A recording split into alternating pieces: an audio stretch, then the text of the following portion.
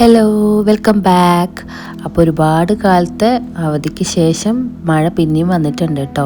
പെരും മഴയാണ് പെയ്തുകൊണ്ടിരിക്കുന്നത്. ഇന്നലെ ഇങ്ങനെ തന്നെയായിരുന്നു. അങ്ങനെ ഞാൻ വേഗം കൂലിയൊക്കെ കഴിഞ്ഞ് പൂജാ റൂമിലേക്ക് എത്തിയിട്ടുണ്ട്. ശംഖുപുഷ്പം പൂവിട്ടിട്ടപ്പോൾ ഞാൻ കാണിച്ചു തന്നത്. മഴ എപ്പോഴും തിമർത്ത് പെയ്തുകൊണ്ടിരിക്കുകയാണ്.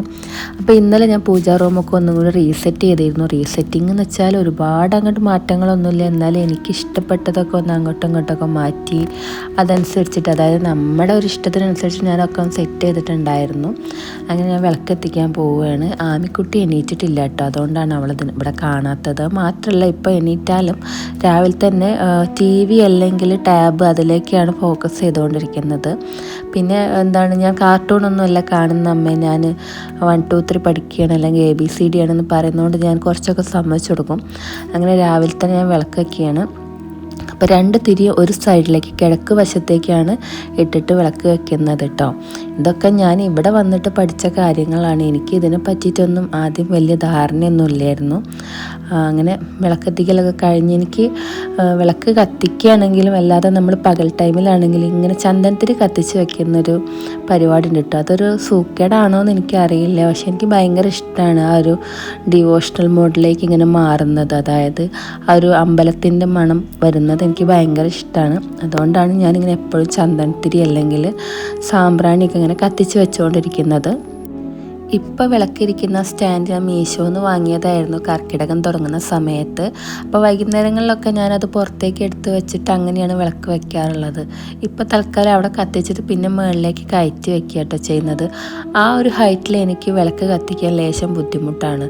അവിടെ ആ മേശ ഇല്ലെങ്കിൽ പോലും എനിക്കത് കത്തിക്കുമ്പോൾ എണ്ണയൊക്കെ പകർന്നു കൊടുക്കുമ്പോൾ എനിക്കതിൻ്റെ അളവൊന്നും മനസ്സിലാവില്ല. എത്ര എണ്ണ ഒഴിച്ചു, എത്ര നിറഞ്ഞു പോയോ എന്നുള്ളതൊന്നും എനിക്കറിയില്ല. അതുകൊണ്ടാണ് താഴെ വെച്ചിട്ട് മേശമ്മ വെച്ചിട്ട് അത് സെറ്റ് ചെയ്യുന്നത് കേട്ടോ. അങ്ങനെ പിന്നെ ഒരു കുഞ്ഞു കിണ്ടി ഉണ്ട്, അതിനകത്ത് വെള്ളം നിറച്ചിട്ട് അവിടെ വെച്ചു. എന്തിനാണ് ഞാൻ ഇതൊക്കെ ചെയ്യുന്നതെന്ന് എനിക്കറിയില്ല.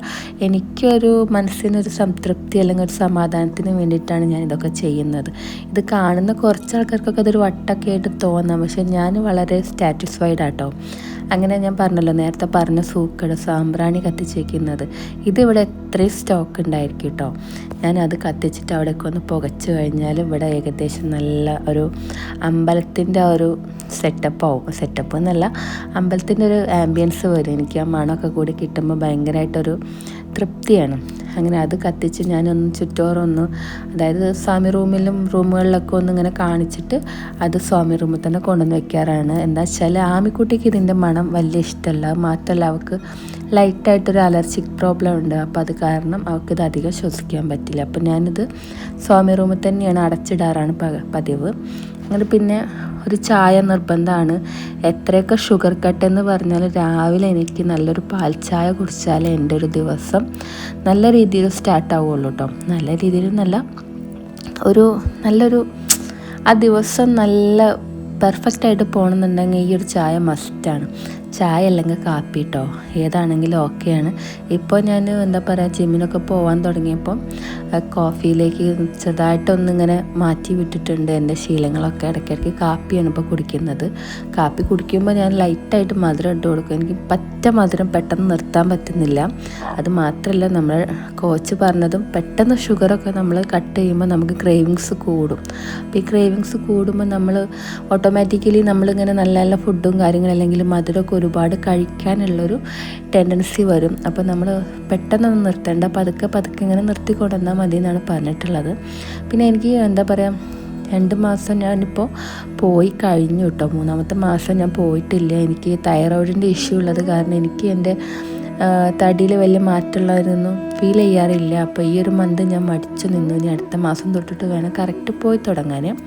അങ്ങനെ ആ ചായ അതിലേക്ക് ഞാൻ ഇന്ന് എടുത്തിട്ടുള്ളത് കുറച്ച് നട്ട്സും അതുപോലെ തന്നെ പംകിൻ സീഡുമാണ് കേട്ടോ. ഇതെന്താ ഇങ്ങനെയെന്ന് ചോദിക്കരുത്. നമ്മളടുത്ത് മാഡം പറഞ്ഞിരുന്നത് രാവിലെ റോബസ്റ്റ് അല്ലെങ്കിൽ ഓട്സ് അങ്ങനത്തെ ഐറ്റംസൊക്കെ കഴിക്കുന്നതാണ് ബ്രേക്ക്ഫാസ്റ്റിന് നല്ലതെന്നാണ്. പക്ഷേ ഞാൻ ഇന്ന് എന്തോ ഇങ്ങനെ ചൂസ് ചെയ്തു. പിന്നെ ഞാൻ വേഗം അടുപ്പൊക്കെ കത്തിച്ച് വെള്ളം വെച്ചിട്ടു. ആ ചട്ടിയിലിരിക്കുന്ന വെള്ളം ഞാൻ ആ അടുപ്പിൻ്റെ കണ്ണിലൊന്നും വെക്കാനില്ലാത്തോട്ട് വെറുതെ വെച്ചതാണ്. പിന്നെ നമ്മൾ ഇന്നലെ ഷോപ്പിങ്ങിനൊക്കെ പോയപ്പോൾ ഒരുപാട് സാധനമൊക്കെ വാങ്ങിക്കൊണ്ടുവന്നിട്ടുണ്ടായിരുന്നു. വീട്ടിലേക്കുള്ള ഗ്രോസറിയും കാര്യങ്ങളൊക്കെ. അപ്പോൾ അതൊക്കെ ഒന്ന് അൺപാക്ക് ചെയ്തിട്ട് ബോക്സിലേക്കൊക്കെ മാറ്റാനുണ്ട്. അപ്പോൾ അങ്ങനത്തെ പണി വേറെ കിടക്കുന്നു. പിന്നെ ഫ്രിഡ്ജിൽ ആമിക്കുട്ടി തൈരൊക്കെ തട്ടിയിട്ട് ആകെ അലമ്പാക്കിയിട്ടുണ്ടായിരുന്നു. സോ ഞാൻ ഇന്നത് ക്ലീൻ ചെയ്തു. ഈ ഗ്ലാസ്സൊക്കെ ഒന്ന് എടുത്ത് കഴുകി വൃത്തിയാക്കിയിട്ട് രണ്ടാമത് ഇൻസ്റ്റാൾ ചെയ്തുകൊണ്ടിരിക്കുകയാണ്. ഇത് ഹസ്ബൻഡിൻ്റെ വീടാണ് കേട്ടോ. ഇവിടെ അടുപ്പ് ഉള്ളിലും സ്റ്റവ് പുറത്തുമാണുള്ളത്. അതാണ് ആ കാണുന്ന മേശയുടെ കാലുണ്ടല്ലോ, അത് സ്റ്റവിൻ്റെ മേശയാണ് കേട്ടോ. അങ്ങനെ ഞാൻ ഇതൊക്കെ സെറ്റ് ചെയ്തിട്ട് എനിക്ക് ഇന്നലെ തക്കാളിയും അങ്ങനത്തെ ഐറ്റംസൊക്കെ വാങ്ങിയിട്ടുണ്ട്. അതൊക്കെ ഒന്നിനകത്ത് കയറ്റാനുണ്ട്. അതുപോലെ തന്നെ പച്ചരിപ്പൊടി, അതായത് പത്തിരിപ്പൊടി, പുട്ടുപൊടി, അങ്ങനത്തെ ഐറ്റംസൊക്കെ ഉണ്ട്. അപ്പോൾ ഞാനതൊക്കെ ഫ്രിഡ്ജിൽ തന്നെയാണ് സ്റ്റോക്ക് ചെയ്യാറ്. നമ്മൾ കൂടുതലും തലേന്നത്തെ ഫുഡും കാര്യങ്ങളൊന്നും ഫ്രിഡ്ജിലേക്ക് കയറ്റാറില്ല. ഞാൻ അത് അപ്പോഴേക്കും ഒഴിവാക്കലാണ്. ഒരുപാട് ഇതിനകത്ത് ഇരുന്നിട്ട് പിന്നെ നമ്മൾ എടുത്ത് കൊണ്ട് കളയണം. അപ്പോൾ അത് പിന്നെ ഏതായാലും നേരത്തെ ആയിക്കോട്ടെ എന്ന് വെച്ചാൽ ഞാൻ ആദ്യം അങ്ങോട്ട് ചെയ്യും.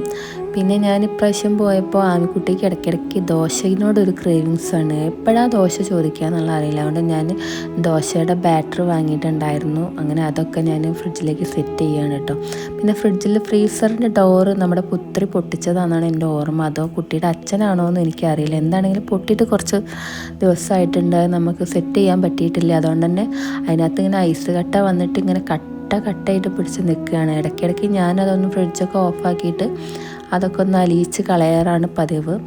അങ്ങനെ ഞാനിതാ മീഷോന്ന് വാങ്ങിയിട്ടുള്ള കണ്ടെയ്നർസും ആട്ടോ, അത് സ്റ്റോറേജിനും വേണ്ടിയിട്ട് ഫ്രിഡ്ജിനകത്ത് നമുക്ക് വെജിറ്റബിൾസും കാര്യങ്ങളൊക്കെ വെക്കാൻ വേണ്ടിയിട്ടാണ് ഇത് യൂസ് ചെയ്യുന്നത്. അപ്പോൾ അത് ഞാനൊരു സെറ്റ് വാങ്ങിയിട്ടുണ്ടായിരുന്നു. 6 ബോക്സാണ് ഉണ്ടാവുക. അപ്പോൾ നല്ല രസമാട്ടോ, അത് കാണാനും ഫ്രിഡ്ജ് ഒതുങ്ങി നിൽക്കും. ഇതിൽ നമ്മൾ വെജിറ്റബിൾസും കാര്യങ്ങളൊക്കെ വെച്ചിട്ട് ഫ്രിഡ്ജിലേക്ക് വെച്ചാൽ നല്ല അടിപൊളിയായിട്ട് ഫിനിഷിങ്ങിൽ നിൽക്കും ഫ്രിഡ്ജ്.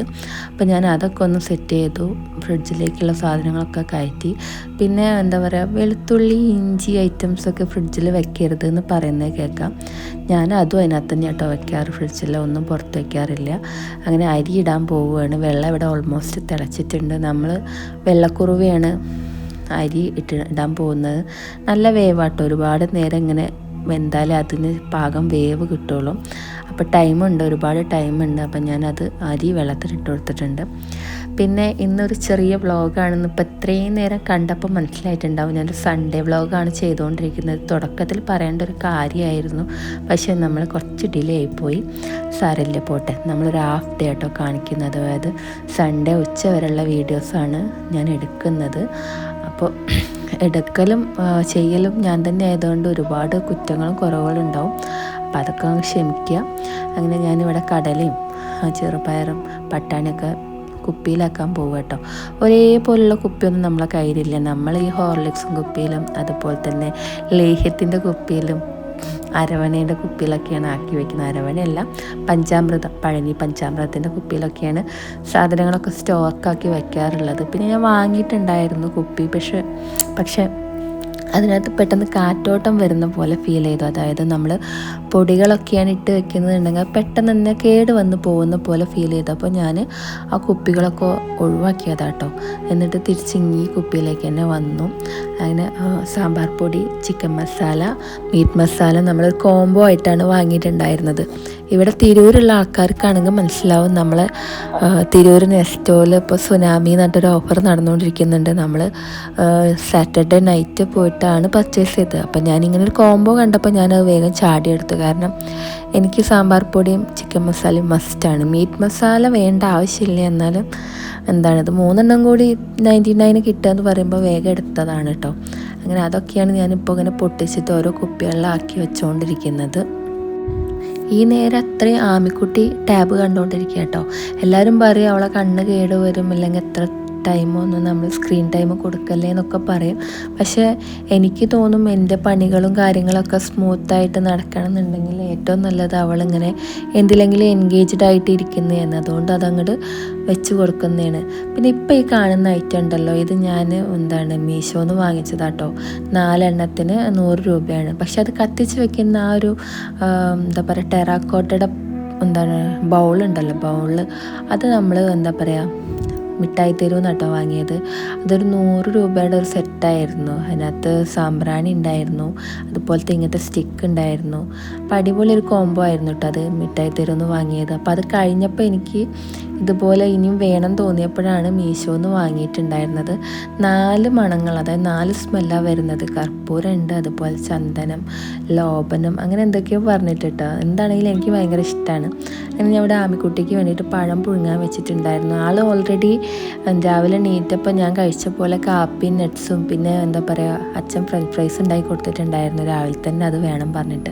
അപ്പോൾ അതൊക്കെ കഴിച്ചിട്ടാണ് ഇരിക്കുന്നത് കേട്ടോ. ഞാൻ എല്ലാം എടുക്കാൻ പറ്റിയിട്ടില്ല. എനിക്ക് വീഡിയോനെ ഓൾറെഡി പറഞ്ഞല്ലോ, രണ്ടും ഞാൻ തന്നെ ചെയ്യുന്നതുകൊണ്ട് എനിക്ക് എടുക്കാൻ പറ്റിയിട്ടില്ല. അങ്ങനെ പിന്നെ ഞാൻ ഫ്രിഡ്ജിൻ്റെ മണ്ട ഒന്ന് വൃത്തിയാക്കുകയാണ്. മണ്ട എന്ന് വെച്ചാൽ ഫ്രിഡ്ജിൻ്റെ മേൽഭാഗം ഒന്ന് വൃത്തിയാക്കാൻ പോവുകയാണ്. അപ്പം ഞാൻ ഈ എന്താ പറയുക മണി പ്ലാന്റും ബുദ്ധനൊക്കെ ഇതിന് വേണ്ടിയിട്ട് സെറ്റ് ചെയ്തതാണ്. പക്ഷേ ഫ്രിഡ്ജ് അടയ്ക്കുന്ന സ്ട്രോങ് കൊണ്ടായിരിക്കണം ബുദ്ധൻ ഒരു പ്രാവശ്യം താഴെ വീണിട്ട് ചെറുതായിട്ടൊന്ന് ഡാമേജ് ആയിട്ടോ. പക്ഷേ എനിക്കത് കളയാൻ തോന്നിയില്ല. എന്താണെന്ന് വെച്ചാൽ നമ്മൾ അത്ര ആഗ്രഹിച്ച് വാങ്ങിയതാണ്. ഒരുപാട് വില ഉണ്ടായിട്ടല്ല, ഞാൻ ഫ്ലിപ്കാർട്ടിൽ നിന്ന് എന്തോ ജസ്റ്റ് 99 റുപ്പീസിനാണ് അത് വാങ്ങിയത്. പക്ഷേ എനിക്കത് പൊട്ടിയെങ്കിലും കൂടി കളയാൻ തോന്നുന്നില്ല. അങ്ങനെ ഞാനതൊക്കെ ക്ലീൻ ആക്കിയിട്ട് ഒന്നുകൂടി സെറ്റ് ചെയ്തിട്ട് അവിടെ ചന്ദനത്തിരി കത്തിച്ച് വെക്കുക കേട്ടോ. ഞാൻ പറഞ്ഞല്ലോ, ഞാൻ എല്ലായിടത്തും ഇതിങ്ങനെ കത്തിച്ച് വെക്കലാണ് എൻ്റെ മെയിൻ ഹോബി. എല്ലാവരും കളിയാക്കും എന്തിനാ അതിങ്ങനെ കത്തിക്കുന്നതെന്ന് വെച്ചിട്ട്, പക്ഷേ എനിക്കെന്തോ ഇഷ്ടമാണ് ഇങ്ങനെ ചെയ്യുന്നത്. അങ്ങനെ പിന്നെ അത് കഴിഞ്ഞ് ആമിക്കുട്ടി ഇതാ ഫ്രഷ് ആയിട്ടോ കുളിച്ച് മാറ്റാൻ പോവുകയാണ് നമ്മൾ.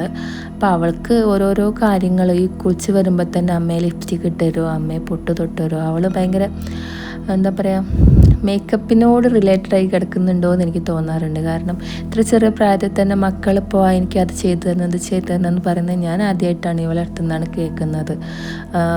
മാമൻ, അതായത് ദുബായിൽ നിന്ന് വരുമ്പോൾ മാമൻ എന്താ വേണ്ടത് ചോദിച്ചപ്പോൾ അവൾ മേക്കപ്പ് സെറ്റാണ് പറഞ്ഞത്. ഇത്ര ചെറിയ പ്രായം 3 വയസ്സാവുന്നേ ഉള്ളൂ കേട്ടോ. അങ്ങനെ ഞാൻ ഒന്നുകൂടി തലയൊക്കെ തോർത്തി കൊടുത്ത് അവളെ ഒന്ന് സുന്ദരിയാക്കാൻ പോവുകയാണ്. ബെഡൊക്കെ ഒന്ന് കുടഞ്ഞിടാനും ഒക്കെ ഉണ്ട്. അപ്പോൾ പണികൾ ഇങ്ങനെ ഓരോന്നോരോന്ന് മൂവ് ആയിക്കൊണ്ടിരിക്കുകയാണ്. ഇയാളെ ഒന്ന് സെറ്റാക്കിയാൽ നമുക്ക് ബാക്കി പരിപാടികളൊക്കെ നടക്കുള്ളൂ. അങ്ങനെ ആമിക്കുട്ടി ഇവിടെ സുന്ദരിയായിട്ടോ. ലിപ്സ്റ്റിക്കൊക്കെ ഇട്ട് കാണുന്നില്ല. ഇനി ലാസ്റ്റ് അവൾക്ക് വേണ്ട പെർഫ്യൂമാണ്. ഈ പെർഫ്യൂം എന്തിനാ അടിക്കുന്നതെന്ന് അവൾക്കറിയില്ല. പക്ഷെ അവളിങ്ങനെ കൈയാണ് മണത്ത് വെക്കുക. ഞാൻ കയ്യിലൊന്നും അടിച്ചു കൊടുക്കാറില്ല, കുപ്പായത്തിലാണ് ഞാൻ അടിച്ചു കൊടുക്കാറ്. പക്ഷെ ആൾക്ക് ഭയങ്കര ഇഷ്ടമാണ് ഇങ്ങനെ നടക്കുന്നത്. അവളെ തന്നെ ഇങ്ങനെ മണക്കും. അങ്ങനെ അത് കഴിഞ്ഞിട്ട് നമ്മൾ പുഴുങ്ങിയ പഴം എയർ ഫ്രയറിൽ വെച്ചിട്ടാട്ടോ ഞാൻ പഴം പുഴുങ്ങിയത്. അതിപ്പോൾ ഞാൻ അടുത്ത കാലത്താണ് ഞാൻ പഠിച്ചത്, എയർ ഫ്രയറിൽ വെച്ചിട്ട് നമുക്ക് പഴം പുഴുങ്ങാൻ പറ്റും എന്നുള്ളത്. അങ്ങനെ അത് പുഴുങ്ങിയത് ആമിക്കുട്ടിക്ക് കൊടുക്കാൻ വേണ്ടി പോവുകയാണ്.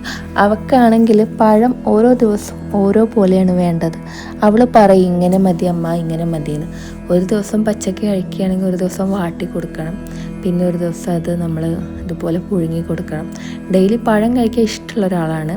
അങ്ങനെ ഞാനത് കൊണ്ടു കൊടുത്തപ്പോൾ ആൾ സന്തോഷത്തോടെ വാങ്ങി. ആദ്യം കുറച്ച് നേരം പൊട്ടിത്തെറുപ്പൊക്കെ കാണിച്ചവിടെ നിന്ന്. പിന്നെ നമ്മളിരിക്കുന്നത് മേശയുടെ മണ്ടയ്ക്കാട്ടോ. അത് നമ്മളെ സ്ഥിരം പ്ലേസാണ്. അവിടെ ഇരുന്നാലേ കുട്ടിക്ക് എന്തെങ്കിലുമൊക്കെ ഇറങ്ങുള്ളൂ എന്നുള്ളൊരവസ്ഥയാണ്. ഇപ്പോഴാണ് ഇങ്ങനെ തുടങ്ങിയത്. അങ്ങനെ പഴം കൊടുത്തു. അവളത് കഴിച്ചിട്ട് ഓക്കെ പറഞ്ഞാൽ എനിക്ക് അങ്ങോട്ട് പോകാൻ പറ്റുള്ളൂ.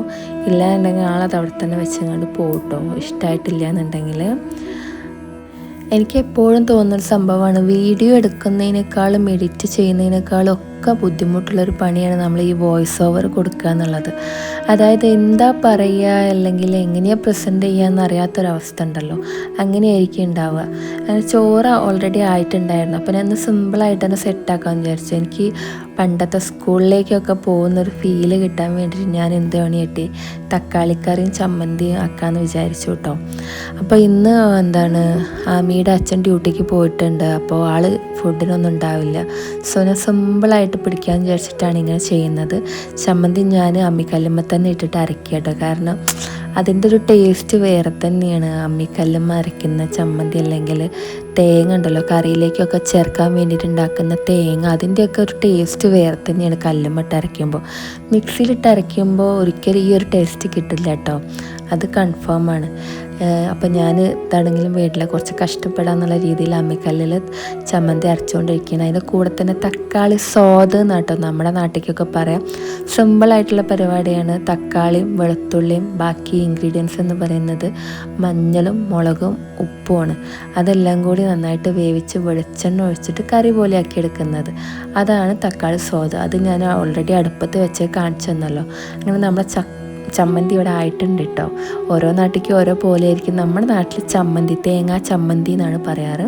അങ്ങനെ നല്ല ഉരുട്ടി എടുത്ത് വെച്ചിട്ട് ഞാൻ കറിവേപ്പിൻ്റെലൊക്കെ ഇട്ടിട്ട് നല്ല മണം വരുന്നുണ്ട്. അപ്പോഴേക്കും ഇവിടെ തക്കാളിയൊക്കെ വെന്ത് സെറ്റായിട്ടുണ്ട്. നന്നായിട്ട് അതിനെ കുത്തി ഉടച്ചു കൊടുക്കണം. അതായത് തക്കാളിയെല്ലാം നല്ല ഉടഞ്ഞാലേ ആ തിക്നെസ്, കറിയുടെ തിക്നെസ് വരുള്ളൂ. അങ്ങനെ തിക്കായി കഴിഞ്ഞാൽ നമ്മൾ അതിലേക്ക് കുറച്ച് പച്ച വെളിച്ചെണ്ണ ചേർത്തിട്ട് കറിവേപ്പിൻ്റെ ഇട്ടാൽ ആ കറിയാവും.